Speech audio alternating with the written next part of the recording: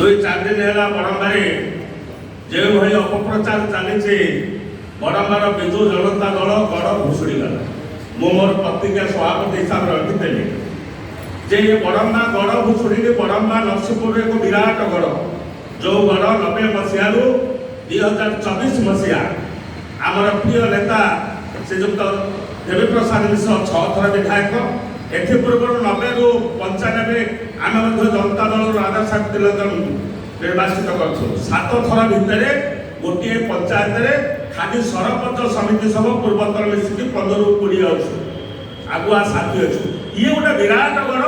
ଏ ଗଡ଼ରେ ହାତ ଗଣତି 30ରୁ 35ଟା ବିଭିନ୍ନ ଦଳରୁ ଆସିଥିବା ସମିତି ସଭ୍ୟ ସେମାନେ ପଳେଇଲେ, ଗଡ଼ ଭୁଷୁଡ଼ିଗଲା।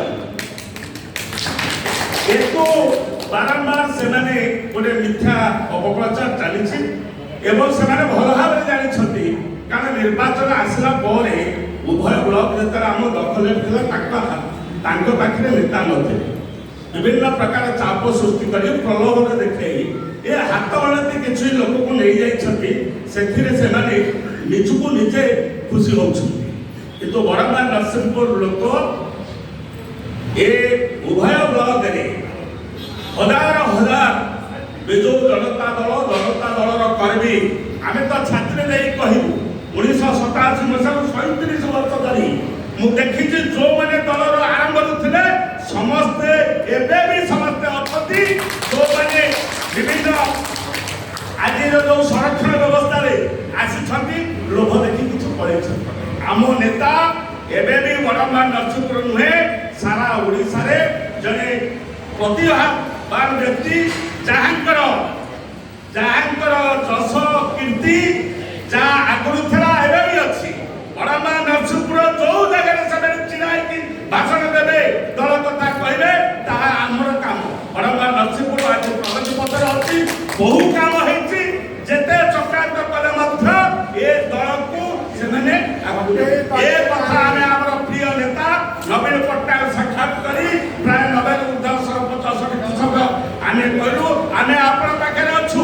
ନବୀନ ପଟ୍ଟନାୟକ ପାଖରେ ସାରା ଓଡ଼ିଶାର ଲୋକ ଅଛନ୍ତି ଏବଂ ବଡ଼ମ୍ବା ନରସିଂହପୁର ଲୋକ ମଧ୍ୟ ଏ ଦଳ ଆଗକୁ ଆହୁରି ଶକ୍ତିଶାଳୀ ହେବ। ବୋଧହୁଏ ଆଗାମୀ ପଞ୍ଚାୟତ ସମିତି ନିର୍ବାଚନରେ ଆମେ ନିଶ୍ଚିତ ଭାବରେ ସେମାନଙ୍କୁ ଧରାଶାୟୀ କରିବୁ, ଏଥିରେ ଦ୍ୱିମତ ନାହିଁ। ଏବଂ ଯେଉଁମାନେ ଯାଇଛନ୍ତି ଆଜି ସକାଳୁ ଆସିଲା ବେଳେ ସେମାନେ ନିଜକୁ ନିଜେ କାନ ମୋଡ଼ି ହେଇ ଗାଡ଼ିରେ ଚାପରେ ରହୁଛନ୍ତି, ଭାଇ ଆମେ ପଳେଇବୁ। ମୁଁ କହିଲି ପଳେଇବନି, ଏତେ ବାରବାର ଟୋପି ବଦଳ ଦରକାର ନାହିଁ।